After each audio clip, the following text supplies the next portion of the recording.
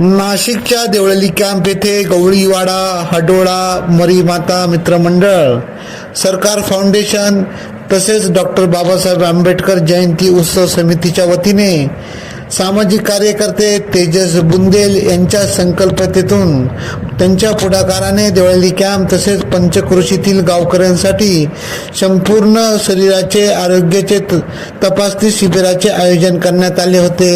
या आरोग्य तपासणी शिबिराचे उद्घाटन छावणी परिषदचे कार्यकारी अधिकारी व नामनिर्देशित उपाध्यक्ष सचिन ठाकरे, माजी खासदार हेमंत गोडसे यांच्या हस्ते करण्यात आले।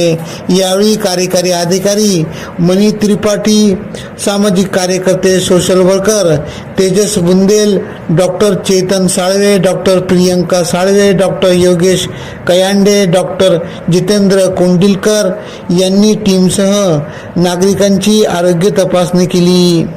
तसेच संतकृपा हॉस्पिटल यांनी शिबिर यशस्वी करण्यासाठी सुरेश कदम, दीपक बुंदेल, डॉक्टर बाबासाहेब आंबेडकर जयंती उत्सव समिती कार्यकारिणी व सदस्य, हडोळा मित्रमंडळ सदस्य, गवळीवाडा मित्रमंडळ सदस्य, मरीमाता मित्रमंडळ सदस्य, सरकार फाउंडेशन मित्रमंडळ व सदस्य व सर्व पक्षीय नेते, मान्यवर कार्यकर्ते यांनी प्रयत्न करत शिबिर यशस्वी केले।